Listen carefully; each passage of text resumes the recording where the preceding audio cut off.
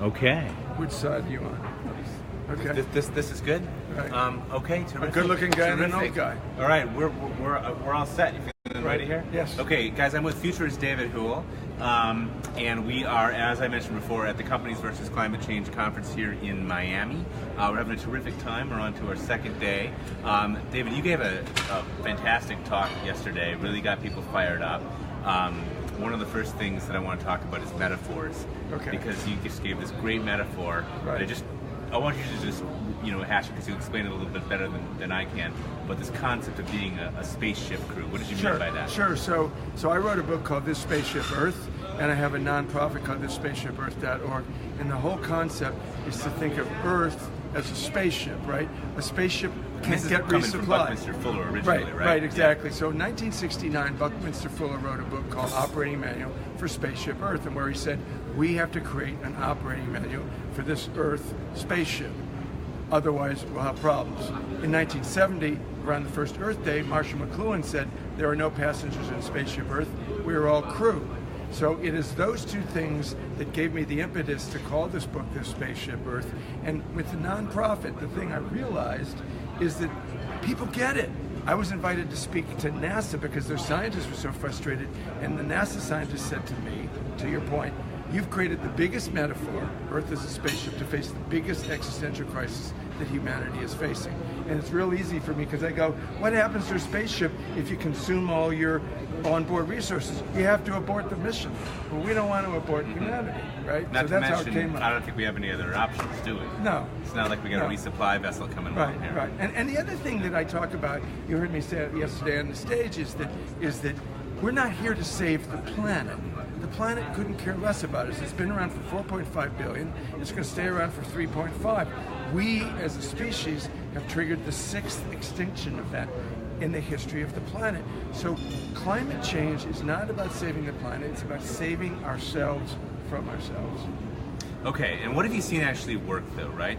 I love this metaphor, right? I mean, we talked a little bit about sort of the opposite is the cruise ship passenger metaphor. Right. You're just floating along on the cruise ship, and the food appears from some magical place, and the waste goes away to some magical place. And it's like, obviously, that's not a way to live if you're talking about a planetary system. So we always say that what is happening now hasn't happened since before humanity was on the planet. So we need to create a new consciousness, which leads to new thinking, which leads to new acting, forms of action. So people from the get-go said, how do I act as crew? So let me ask you a question. Yeah, exactly, right? Okay. How do you do it? Right.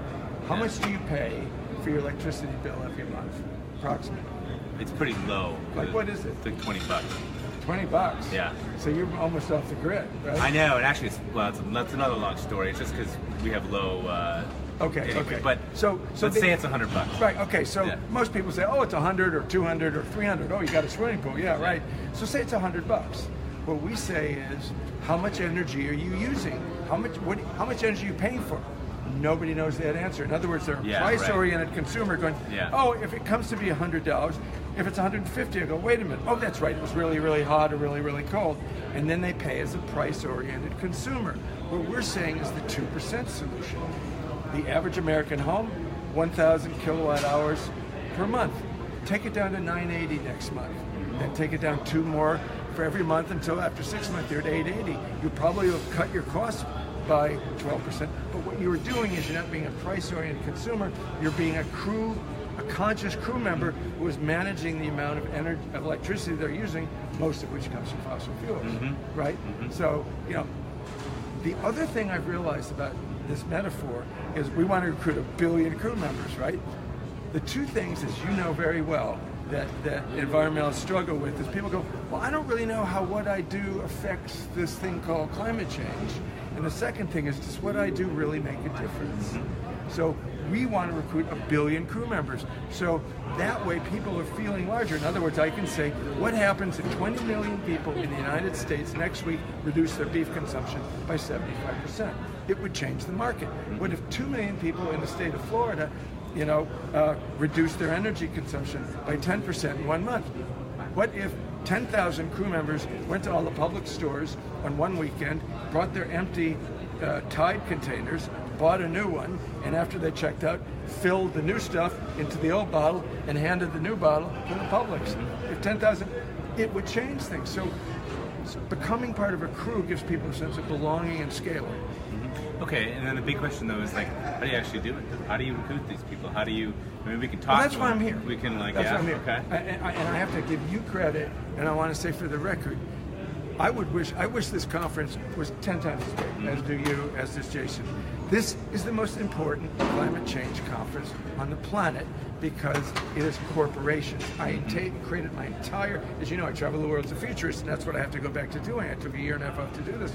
I constructed my nonprofit to be a partner and a co-marketing person with one of these companies, so it's Walmart, Walgreens, Mars, to be a third-party valve, because what you know, and what everybody who might see this knows, is we've been green-mailed to death for the last 20 years. Oh, we're doing this green thing over here. Don't look over here. So when you have companies like Walmart and Walgreens, people who come here and are telling their story, I want to be the third-party person as a globally known futurist to be able to point to them and do it. And that's where the scale comes from, doesn't that's it? The scale. That's where you're going to get your billion people, because these people are already customers of these companies, right? And you know, they have a relationship. Climate change is planetary. Sustainability is only meaningful on a planetary level. Who created the global economy? Multinational corporations. Who's going to be the solution to a global problem? Multinational corporations. The fact that Mars said that M&Ms are 100% produced by wind energy, I want to tell that story. You know, Congress and governments are the slowest moving part of the American society. Corporations are the fastest moving. So that's why this is so important. That's why the vision that Jason has and this conference is so important. It really is.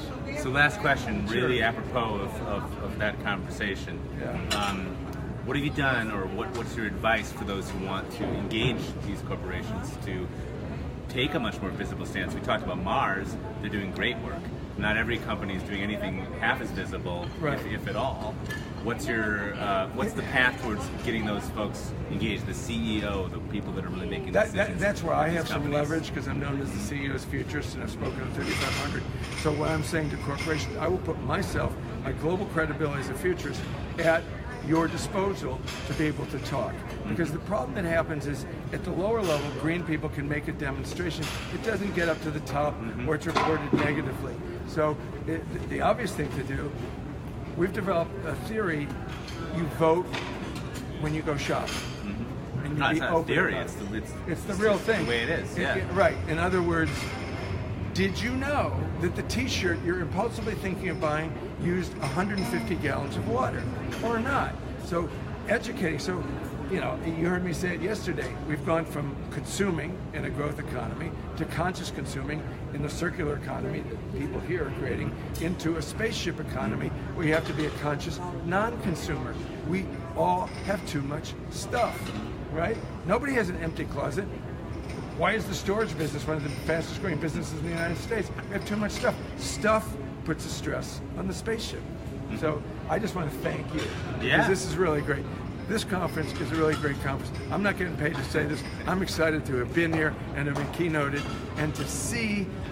I was amazed by some of these. Some of these presentations are amazing, and I want to bring that to the world. All right. Well, thank you phase so one much. Well underway. Thanks so much, David. Thank you. And we'll catch you next year. Companies versus climate change. Right on. Okay. All right, guys. Good stuff.